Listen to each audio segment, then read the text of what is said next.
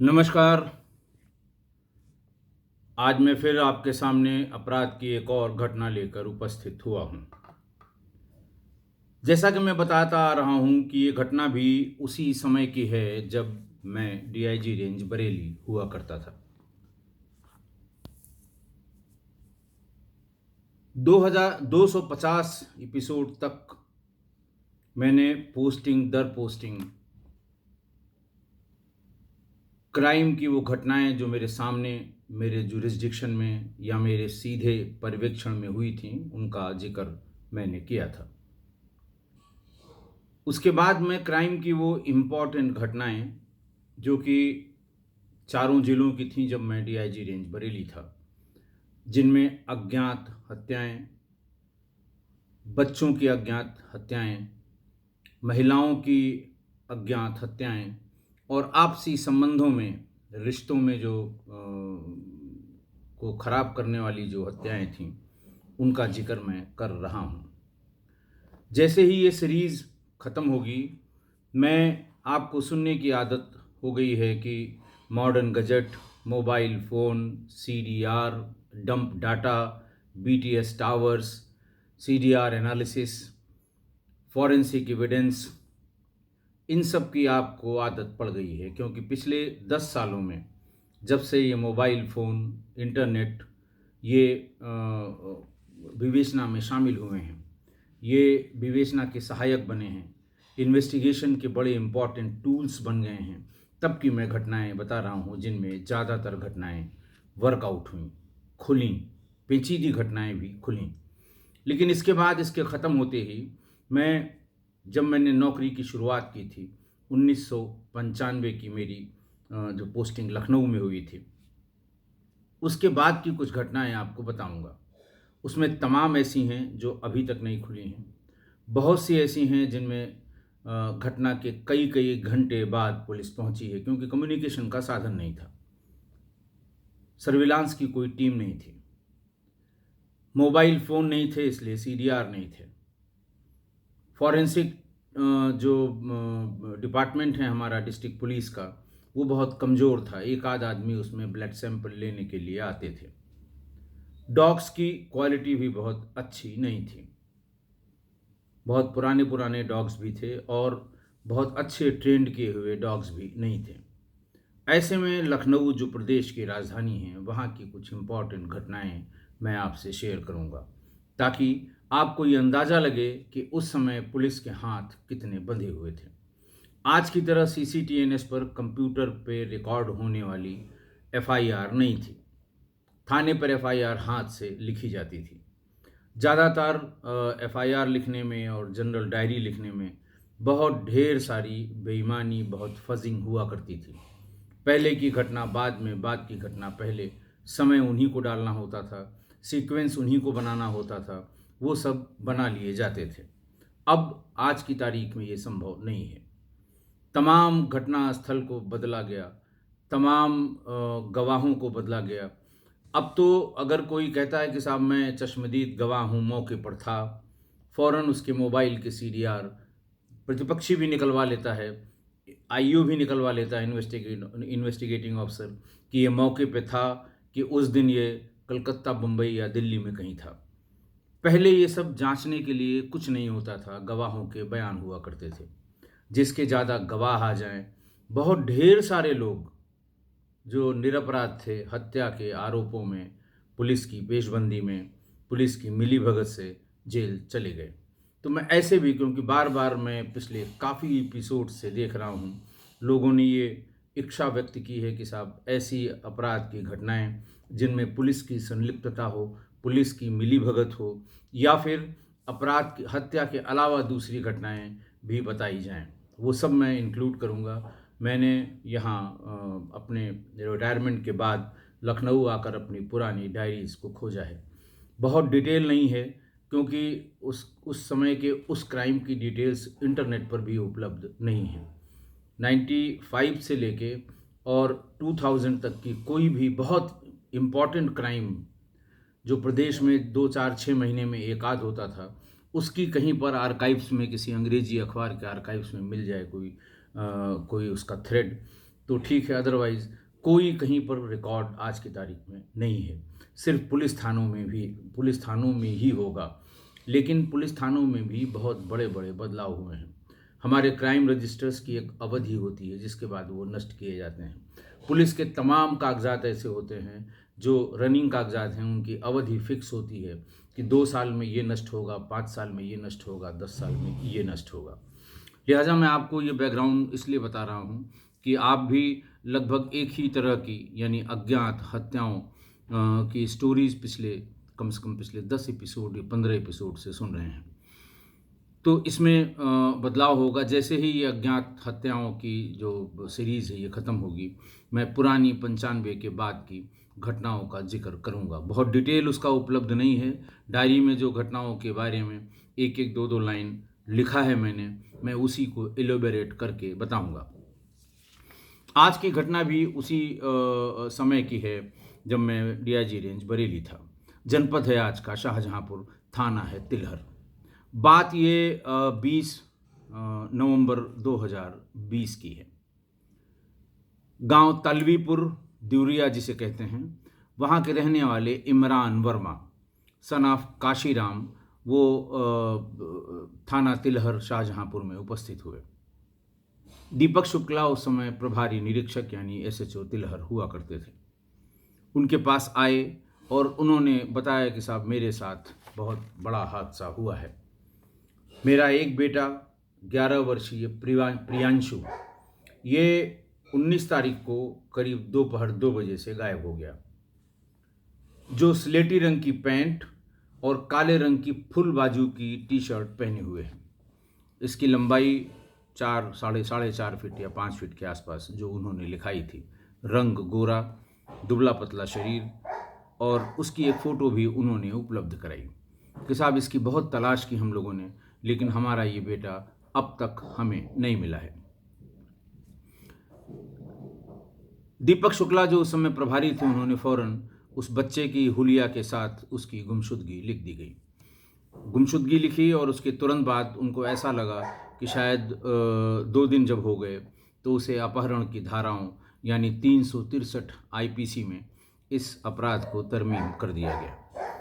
गुमशुदा की तलाश के लिए जो एसओपी है यानी पंफलेट छपवा के सार्वजनिक स्थानों पर लगवाना, टीवी में इसका प्रसारण करना, स्थानीय समाचार पत्रों में फ़ोटो सहित पुलिस की तरफ से इश्तहार छपवाना, अभी अपने सारे पुलिस के जितने व्हाट्सएप ग्रुप हैं इन सब में इस फ़ोटो को डालकर और ये रिक्वेस्ट करना कि अगर कहीं दिखाई पड़े या किसी को इसके बारे में पता लगे तो फला नंबर पर ज़रूर बताएं। ये सारी एसओपी उन्होंने फाइनल की और सारी एसओपी को फॉलो करते हुए गुमशुदा की तलाश के लिए जो जो किया जाता है वो किया गया। दूसरा ये किया गया कि उन्होंने चूँकि ये बताया था कि 19 तारीख के 2 बजे से गायब है और 20 तारीख की शाम करीबन 4 बजे वो थाने पर आए थे, तो आसपास के जनपदों जैसे पीलीभीत है, बरेली है, हरदोई है, इन सब जगह जो एग्ज़िट पॉइंट्स हैं, जो नाके लगे रहते हैं इमरजेंसी में किसी चेकिंग के लिए, वहाँ पर ये फ़ोटोग्राफ और इसका विवरण भी भेजा गया कि देखें शायद किसी ने इसको किसी गाड़ी से किसी व्यक्ति के साथ या किसी अन्य दिशा में जाते हुए या आते हुए देखा हो, लेकिन इससे कोई फ़ायदा नहीं मिला। पुलिस और उनके परिवार वाले उसकी तलाश कर ही रहे थे कि 21 नवंबर को गुमशुदा प्रियांशु का शव उनके गांव के ही पूरब दिशा में राम सेवक नाम के व्यक्ति के गन्ने के खेत में मिल गया। जैसे ही गांव वालों ने ये सूचना मृतक के पिता इमरान वर्मा को दी, इकबाल वर्मा को दी, वैसे ही वो वहाँ पर पहुँचे और उन्होंने अपने बेटे की लाश को पहचान लिया। जो कपड़ा, शर्ट और पैंट उन्होंने गुमशुदगी में लिखवाई थी, ठीक वही कपड़ा पहने हुए बच्चे की लाश बरामद हुई। बच्चे की लाश पे कीड़े पड़ गए थे, बदबू बहुत आ रही थी, सिर के पास से बहुत ब्लड ज़मीन पर गिरा हुआ था, लेकिन संघर्ष के कोई निशान वहाँ पर मौजूद नहीं थे। पूरी फोर्स लेकर इंस्पेक्टर दीपक शुक्ला वहाँ पर पहुँचे और वो मुकदमा जो 363 यानी अपहरण की धाराओं में लिखा गया था उसको 302 और 201 आईपीसी में तरमीम किया, यानी हत्या और हत्या के साक्ष्य को छिपाने की धाराओं में उसको तरमीम यानी बदल दिया गया, क्योंकि अब ये तय हो गया कि बच्चे की हत्या की गई है। चूंकि हत्या का मामला था, फिर वही एसओपी फॉलो की गई। तुरंत वरिष्ठ अधिकारियों को बुलाने के लिए वायरलेस से बताया गया। सारी यूनिट्स को बताया गया कि तत्काल पहुंच जाएं, 11 वर्ष के एक बच्चे की हत्या का मामला है। बच्चे की हत्या का मामला सुनते ही सभी चौकन्ने इसलिए हो जाते हैं क्योंकि इसमें मैं आप बहुत बार बता चुका हूं कि भीड़ ज़्यादा होती है, आक्रोश ज़्यादा होता है। पुलिस से जरा सी लापरवाही हो जाए तो सारा आरोप प्रत्यारोप सब पुलिस पे लगता है कि पुलिस ने अगर ये किया होता तो जान बच जाती, पुलिस ने वो किया होता तो जान बच जाती। इस तरह की बातें होने लगती हैं और पुलिस के विरोध में या पुलिस के प्रति आक्रोश कभी कभी किसी मूवमेंट में बदल जाता है, जिसके लिए जो सबका झेला हुआ है जितने पुलिस वाले हैं। इसलिए जैसे ही बच्चे की हत्या की सूचना मिलती है फौरन सभी लोग सतर्क हो जाते हैं, सभी लोग मौके की ओर रवाना हो गए। घटनास्थल पे थाना प्रभारी जब पहुंचे तो उन्होंने भी महसूस किया कि बॉडी से बहुत दुर्गंध आ रही है। सिर से जो ब्लड निकलकर जमीन पर पड़ा हुआ है वो ऐसा लगता है कि इसे मारा कहीं और गया था, और क्योंकि जो चोट थी उस पर उससे बहुत ज़्यादा ब्लड निकलना चाहिए था। थोड़ा बहुत रिस के वहाँ से खेतों की मिट्टी में वो ब्लड पड़ा हुआ था। गन्ने के खेत में पड़ा हुआ था लेकिन एक भी गन्ना उसमें टस से मस नहीं हुआ था, यानी कहीं ये घटना कारित करके और यहाँ पर लाकर डाला गया था। डॉग स्क्वाड आया लेकिन उसकी इतनी बदबू थी लाश की कि वो भी बहुत ज़्यादा नहीं कर पाया। इस बार तो वो गन्ने की खेत के अलावा कहीं गया नहीं। सामान्य रूप से जब उसे स्मेल मिल जाती है तो पगडंडी पर वो कभी गांव के बाहर की तरफ कभी गांव के भीतर की तरफ चला जाता है स्मेल को ट्रैक करते हुए। तो इससे ये अंदाज़ लग जाता है कि गांव के भीतर से कोई आया था या फिर अपराध करने के बाद गांव के भीतर कोई गया था। ये दोनों ही स्थिति डॉग ने नहीं बताई और सिर्फ वो गन्ने का चक्कर लगाकर वापस चला आया। फॉरेंसिक की टीम जो पहुंची थी उसने फिजिकल एविडेंस कलेक्ट करने की कोशिश की, कोई भी फिजिकल एविडेंस उनको नहीं मिला। मौके की वीडियोग्राफी फोटोग्राफी अच्छे से कर ली गई। नवंबर का महीना था, काफ़ी ठंडक उस समय पड़ रही थी, ओस भी थी, और अगर भीड़ बहुत ज़्यादा वहाँ तमाशबीनों की न लगी होती तो शायद कोई अच्छा सा फुटप्रिंट भी मिल जाता। लेकिन चूंकि लोगों की आवाजाही बहुत थी इसलिए कोई फुटप्रिंट वहाँ पर मिला नहीं। सैकड़ों जो फुटप्रिंट मिले उनमें से कुछ जो साफ़ सुथरे थे, जो ज़्यादा नज़दीक थे शव के, उनकी फ़ोटोग्राफ ले ली गई। सर्विलांस वालों ने भी मृतक 11 साल का ज़रूर था लेकिन उसके पास फ़ोन था। मृतक का फ़ोन नंबर उसके पिता ने नोट कराया, उसके पिता का भी नंबर नोट किया गया, आसपास के लोगों का नंबर भी नोट किए गए। सर्विलांस वालों ने मौके की आईडी ले ली कि इस मौके पर किसी भी मोबाइल कंपनी के जितने फ़ोन आए हैं या गए हैं एक पर्टिकुलर टाइम में उनका डाटा कंपनी से मंगवाया जा सके। सब लोगों ने अपना काम किया और अंत में पंचनामा की बारी आई। पंचनामा 5 व्यक्तियों के प्रेजेंस में भरा गया।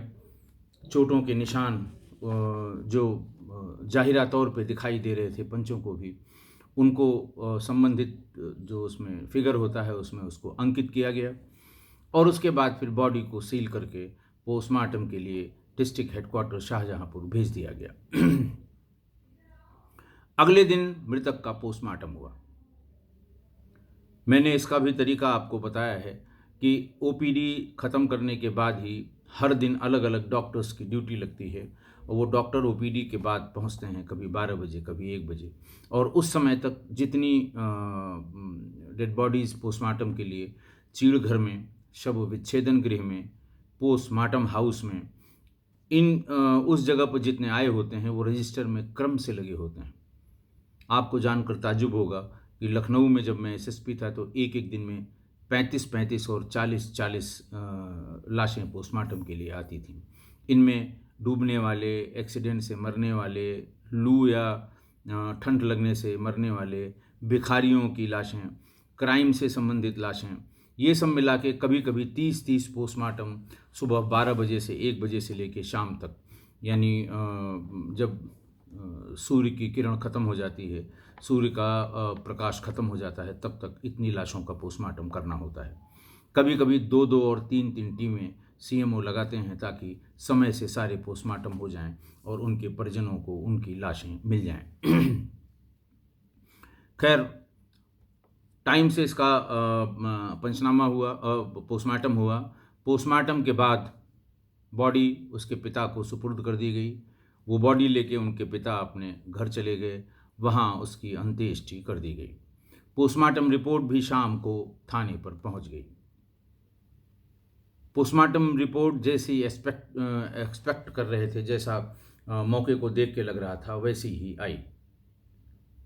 Cause of death due to shock and haemorrhage as a result of antemortem injuries caused by hard and blunt object, यानी कुंद वस्तु से किसी भारी और कुंद वस्तु से आई चोटों के कारण, सदमे और अत्यधिक रक्तस्राव के कारण बच्चे की मृत्यु होना पोस्टमार्टम में दर्शाया गया। चोटों का विवरण स्पष्ट था, किसी भारी हार्ड वस्तु से प्रहार करके सिर पर कई चोटें मारी गई थीं। अगले दिन पूरी टीम ऑफिशियल स्टेटमेंट के लिए गांव पर गई। अलग अलग लोगों ने अलग अलग लोगों से पूछताछ शुरू की और उनके बयान नोट किए। सबसे पहले परिवार वालों के बयान, फिर जो गांव वाले हैं, जो जिम्मेदार लोग हैं, उनका बयान, पड़ोसियों का बयान। जानने की कोशिश ये की गई कि आखिर इसका कारण क्या हो सकता है।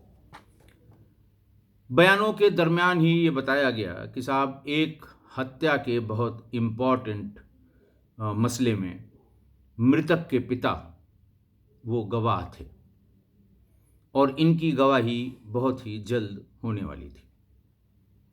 कृपा करके इस एंगल पर भी देख लिया जाए। लीड बहुत इम्पॉर्टेंट थी।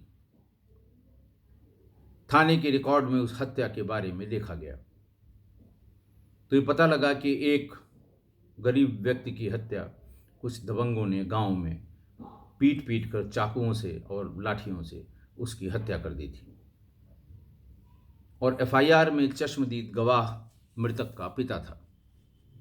तो ये तय हो गया कि ये वाकई एक मर्डर का चश्मदीद गवाह था।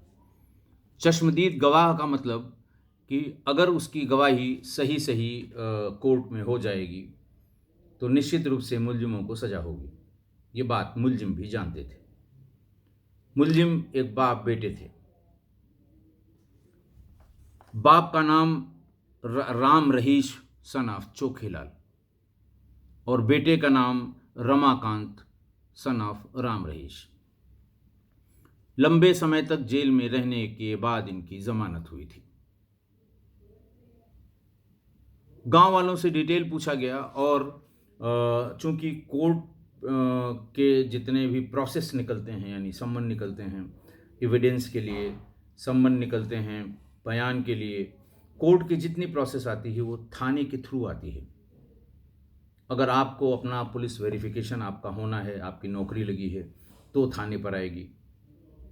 आपको किसी ज़िले के किसी क्राइम के बारे में कोई गवाही के लिए कोर्ट बुलाएगी तो थाने पर आएगी। सर्विस किसी प्रोसेस यानी सम्मन के लिए कहते हैं।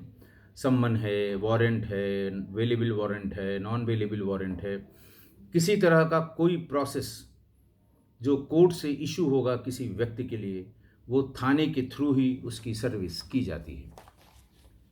उसको सीधे उस व्यक्ति को भी दिया जाता है जिसको बजात खास कहते हैं। दूसरा, अगर वो उपलब्ध नहीं है तो उसके किसी वारिस को दिया जाता है, तो उसे जरिए वारिसान कहते हैं।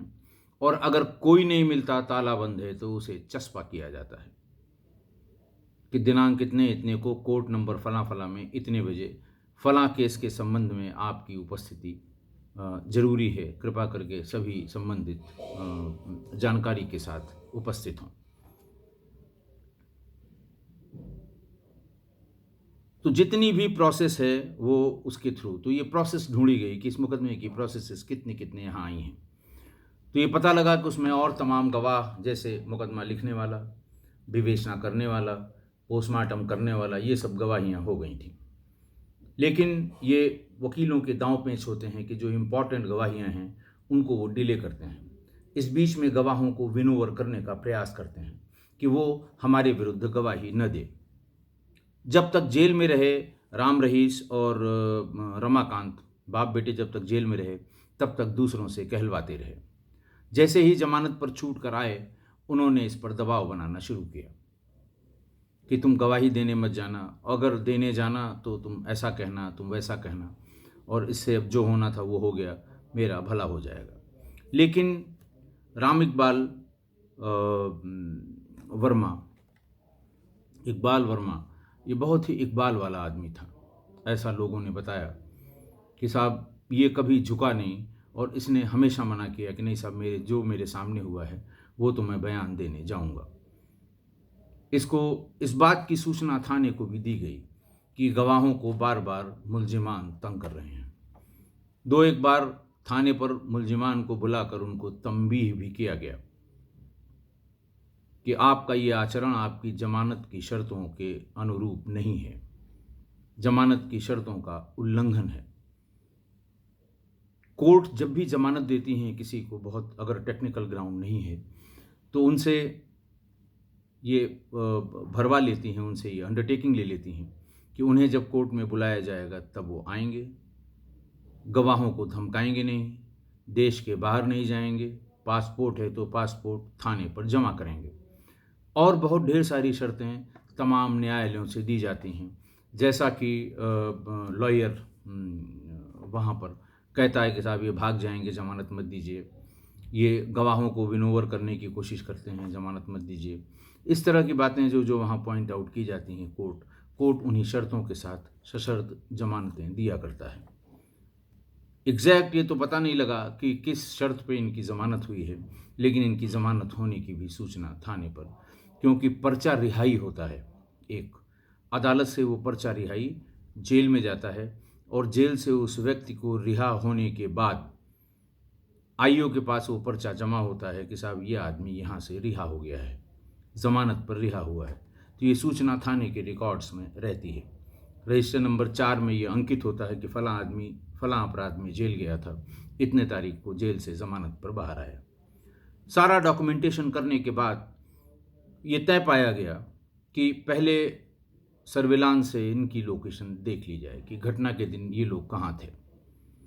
ऐसा न हो इनकी लोकेशन कहीं और हो, हम इन पे हाथ डाल दें, कच्चा हाथ डाल दें, ये न निकलें तो दूसरा सतर्क हो जाएगा, या असली निकल जाएगा, हम गलत आदमी को के ऊपर हाथ डाल देंगे। सर्विलांस वालों को बताया गया कि राम रहीश और रमाकांत बाप बेटों की ये मोबाइल नंबर है, और 19 तारीख की इनकी लोकेशन बताई जाए, और इसको जो डंप डाटा आपने मंगाया है अलग अलग मोबाइल ऑपरेटर से, चूँकि वो बहुत हैवी होता है, बहुत टाइम लेता है एनालाइज करने में, और अगर स्पेसिफिक नंबर मिल जाए तो बहुत आसानी हो जाती है उस टावर पर उनकी प्रेजेंस कब से कब तक थी ये पता करने में। वही हुआ भी। सर्विलांस वालों ने बताया कि 19 नवंबर 2020 को पिता पुत्र दोनों की लोकेशन घटनास्थल पर जहां शव मिला है वहां भी थी, और इनके घर पर भी थी। दोनों को बुलाया गया। 24 दिसंबर को दोनों थाने पर आ गए। बाप से पूछताछ शुरू हुई। कई साल जेल में रह के आए थे, जेल में जो संगी साथी हैं वो अपराधी ही होंगे, शरीफ आदमी, बहुत कम वहाँ जो एक्ट के मामले होते हैं, डाउरी एक्ट वाले और इस तरह के, जिसमें लिखा दिया जाता है और वो जेल में रहते हैं, इनके सिवा सब वहाँ पर किसी न किसी गंभीर अपराध में लोग जेल में मिलते हैं। वो पूरी तैयारी से आए थे, हत्या के अपराधी थे, जमानत पर बाहर थे। पुलिस ने पूछताछ शुरू की और पुलिस भी तैयार थी, पुलिस को भी पता था कि इतनी जल्दी बताने वाले नहीं हैं। पहले राम रहीश से पूछताछ शुरू हुई। पूछताछ पहुंचते पहुंचते अंतिम पड़ाव पर पहुंच गई, वो टस से मस नहीं हुआ। थोड़ी देर के लिए उसको आराम की ज़रूरत थी। उसके बाद उसके बेटे पर आजमाइश शुरू हुई।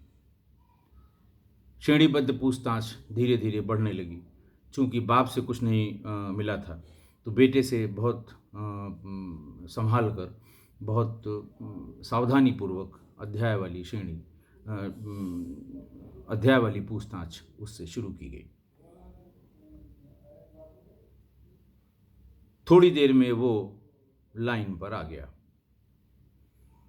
उसने बताया कि हम लोगों ने जमानत पर आने से बाहर आने के दूसरे तीसरे दिन ही इससे संपर्क किया और इससे कहा कि जो होना था वो हो गया, इतने साल बीत गए हैं, तुम्हारी गवाही ही हमारी लाइफ को डिसाइड करेगी। तुम अगर गवाही दोगे हमें फांसी हो जाएगी, तुम गवाही नहीं दोगे मुकर जाओगे, होस्टाइल हो जाओगे, या जैसा मेरा वकील कहेगा वैसा वहाँ सवालों का जवाब दोगे तो हम दोनों की जान भी बच जाएगी। तुम्हें क्या मिलेगा? सारी बात उसने सुनी। उसके बाद उसने साफ इनकार कर दिया कि वहाँ कसम खिलाई जाती है अदालत में। पढ़ा लिखा आदमी नहीं था राम इकबाल वर्मा, पढ़ा लिखा आदमी नहीं था। और उसने कहा साहब वहाँ पर गीता या कुरान या धार्मिक ग्रंथ पे हाथ रख के कसम खिलवाने के बाद या उनकी कसम खिलाने के बाद ही गवाही होती है। और मेरी आत्मा मुझसे ये कह रही है कि मैं झूठ नहीं बोल सकता। फिर गांव के और लोगों से उस पर दबाव बनवाया गया, लेकिन वो किसी तरह राजी नहीं हुआ। पहले हम लोगों ने ये कोशिश की। बेटे ने बताया कि हमने और हमारे पिताजी ने और परिवार के कुछ और लोगों ने कि ये कहीं अकेले में मिल जाए तो इसकी हत्या कर दें। जब ये बचेगा नहीं तो गवाही किसकी देगा, और जब गवाही होगी नहीं तो हमको सजा नहीं हो सकती। ये बड़ी आम बात है पश्चिमी उत्तर प्रदेश में, गवाहों की हत्या करना बहुत आम बात है। लेकिन उनको कभी ऐसा मौका नहीं मिला। बार बार उनसे कहने के बाद वो थाने पर जाकर उसने शिकायत भी की और ये भी कहा कि साहब जो भी थाने से पैरोकार जाते हैं उनसे कहा जाए कि मेरी गवाही जल्दी करा दें, ये लोग मेरे पीछे पड़े हुए हैं। लेकिन किसी वजह से जुडिशियल प्रोसेस है, उसमें पुलिस का बहुत ज़्यादा हस्तक्षेप नहीं होता। जब अदालत को लगेगा कि अब सब गवाहियाँ पूरी हो गई हैं, चश्मदीद की गवाही होनी चाहिए। कभी कभी अदालत शुरुआत में इंसिस्ट करती है कि नहीं पहले चश्मदीद का करा दीजिए, बाकी जो फॉर्मल गवाह हैं उनकी बाद में गवाही होगी। लेकिन इस केस में नहीं हुआ ऐसा, और यही कहा गया कि जब सबकी गवाही हो जाएगी तभी चश्मदीद की गवाही कराएंगे। कभी कभी वकीलों की साठगांठ से भी ये ऐसा होता है। बहरहाल वो नहीं हो पाई, तो इन लोगों ने कहा कि ये नहीं मान रहा है, इसको इस बात का इल्म नहीं है कि कितनी तकलीफ़ होती है जेल में, या अगर हम फांसी पे चढ़ जाएंगे या हमको सज़ा हो जाएगी, हो सकता है हमको आजीवन कारावास हो जाए या फांसी हो जाए, तो उसके परिवार पे क्या बीतती है। एक दिन इसका लड़का हमारे घर के सामने से जा रहा था, घटना वाले दिन का जिक्र किया। उससे बहुत प्यार से भीतर बुलाया, वो चला गया। मासूम लड़का था, उसे बहुत दांव पेंच का अंदाज़ा नहीं था कि क्या दांव पेंच चल रहा है, क्या अदालत में सुनवाई है, क्या किसकी गवाही है। बहुत ज़्यादा उसे न तो इसकी फ़िक्र थी न जानकारी थी। वो चला गया भीतर। हम दोनों ने ये प्लान बनाया कि इसको किडनैप कर लेते हैं और फिर इसके बाप से कहेंगे कि तुम अदालत में जाके खुद अपनी गवाही नोट कराओ कि मैंने ये देखा ही नहीं है। लेकिन फिर ये हुआ कि नहीं, ऐसा करने पर तो फिर वो जो जमानत की शर्तें हैं उनका उल्लंघन हो जाएगा, ये शिकायत करेगा और ये साबित हो जाएगा कि इससे ऐसा कहलवाया गया है, फिर हम लोगों के लिए और मुश्किल हो जाएगी। अब की बार अगर जेल गए तो ज़मानत भी नहीं होगी। दूसरा ये कि इसको रखा कहाँ जाए। उस घर में इतनी जगह नहीं थी कि इसको मार पीट के बंद करके रखा जाता, और अगर घर में रखा जाता तो हो सकता है जब ये शिकायत करता पुलिस में तो हमारे यहाँ ही दबिश होती, सबसे पहला शक हमारे ऊपर ही जाता। दूसरी जगह तलाश की गई लेकिन कोई ऐसी जगह नहीं मिली जहाँ पर इसको किडनैप करके रखा जाए। आज ही जाकर ये बात सोचते सोचते, बात करते करते काफ़ी टाइम हो गया। रात में करीबन 10 बजे जब कुछ नहीं सुझाई पड़ा और ये बार बार जिद करने लगा, कभी कभी चिल्लाने लगा, रोने भी लगा, जबकि इसको घर का बना हुआ खाना भी खिलाया लेकिन फिर भी इसने खाना नहीं खाया। खाना दिया गया लेकिन खाना नहीं खाया, खाली यही जिद करने लगा और मौका देखकर चिल्लाता भी था। तो हम बाप बेटे को ये लगा कि अब हम लोग कहीं न कहीं गलती कर रहे हैं और पकड़े जाएंगे। इसकी चिल्लाहट किसी ने सुन ली या माँ बाप इसको ढूंढने निकले और इसका शोर यहाँ सुन लिया तो बहुत आफत होगी। उसी समय जो चारपाई के जो 4 स्तंभ होते हैं मोटे बड़े, वो टूटा हुआ एक उनके पास रखा हुआ था और उसी पर आओ देखा न ताओ उसने सिर पर जबरदस्त प्रहार कर दिया। लड़का बेहोश होकर ज़मीन पर गिर पड़ा। उसके बाद 4-6 बार और उसके पाए से, चारपाई के मोटे पाए से 4-5 बार उसके सर पे प्रहार करने के बाद उसकी मौत हो गई। लाश को घर में रखना ठीक नहीं था।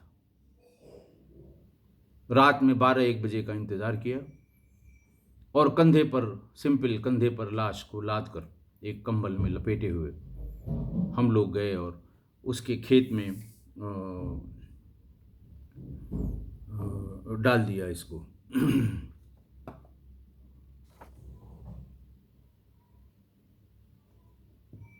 गन्ने के खेत में इसे वहाँ फेंक कर हम लोग चले आए।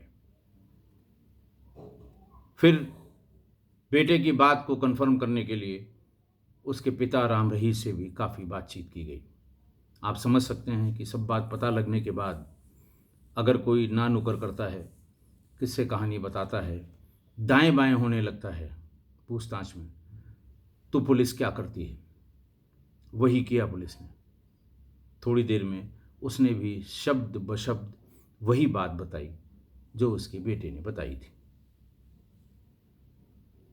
24 दिसंबर को दोनों को गिरफ्तार करके जेल भेज दिया गया। घर में जहां उसने हत्या होना बताया वहां पर कई बार उसकी सफाई, लिपाई, पुताई की गई थी।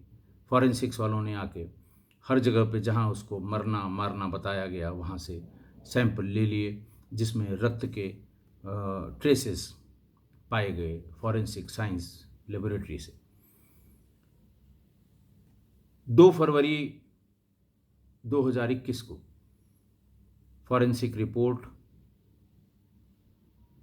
सीडीआर की एनालिसिस रिपोर्ट, डॉग स्क्वाड और फॉरेंसिक की बाकी रिपोर्ट्स, इनके साथ गवाहों के बयानात, चार्जशीट नंबर 70/21 पर 7 फरवरी 2021 को न्यायालय में सारे कागजात सबमिट कर दिए गए। आज की घटना में एक व्यक्ति जो एक हत्या का चश्मदीद गवाह था, उसको गवाही देने से रोका जा रहा था। इमरान वर्मा ईमान वाला आदमी था। उसने कहा कि कत्ल मेरे सामने हुआ है, गरीब था, मैं गवाही देने जाऊंगा। मुलजिमों ने बड़ी कोशिश की पर इमरान वर्मा नहीं माना। जेल से ज़मानत पर आते ही उसको धमकाया गया, फिर भी नहीं डिगे तो मासूम की हत्या कर दी। मैंने अभी बताया कि पश्चिमी उत्तर प्रदेश में गवाहों की हत्या करना बहुत आम बात है। अभी 2018 में एक वीडियो बहुत वायरल हुआ था और जो मित्र लोग देख रहे हैं, अगर वो थोड़ा दिमाग पे जोर डालेंगे तो मेरठ में एक हत्या की 2 गवाह महिलाएं घर के बाहर दिन में 11-12 बजे एक खाट पर बैठी हुई थी।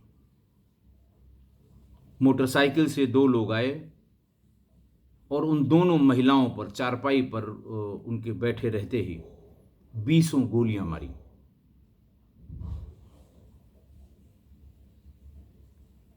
जो मृतक महिलाएं हैं उनके घर वालों ने अपने घर में उस घोर देहात में सीसीटीवी लगवा रखी थी। उन्हें अंदेशा था कि गवाहों की हत्या जब होगी तो इन महिलाओं की भी हत्या होगी। सारी घटना सीसीटीवी में कैद हुई। बहुत ढेर सारी घटनाएं हैं, आप गूगल पे सर्च करेंगे, हर साल लगभग 4-6 बड़ी घटनाएं पश्चिमी उत्तर प्रदेश में गवाहों को मारने की होती हैं। सबसे अच्छा तरीका है सजा से बचने के लिए, लेकिन गवाही से रोकने के लिए गवाह के बेटे या बेटी की हत्या ये नई बात थी। जिस भी परिवार में किसी से अदावट है, किसी परिवार से अदावट है, किसी विषय पर अदावट है, किसी विषय पर मुकदमेबाजी है, और ख़ासकर हत्या, रेप और डकैती के अपराध पे अगर कोई अदावट है किसी परिवारों के बीच में, तो सबके लिए सावधानी बहुत ज़रूरी है, वरना ये घटनाएं होती रही हैं, होती रहेंगी। मैं आपको मुज़फ़्फ़र इस्लाम रज़मी, जो कैराना मुज़फ़्फ़रनगर के रहने वाले थे, बड़े शायर थे, अभी 2012 में जिनका इंतकाल हुआ, उनकी 2 लाइनें सुनाता हूँ, बहुत मशहूर लाइनें हैं।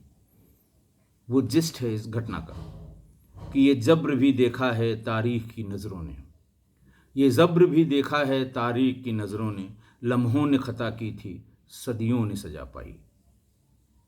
बाप की गलती की सज़ा एक 11 साल के बच्चे को मिली, जिसे जाने कितने साल जीना था। उनके घर वाले इस सज़ा से, इस दुख से, इस परेशानी से अपने जीते जी नहीं उबर पाएंगे। इसलिए अगर आप किसी परिवार से आपकी अदावट है तो आप ज़रूर सावधानी रखें। आज के लिए बस इतना ही। बहुत बहुत धन्यवाद।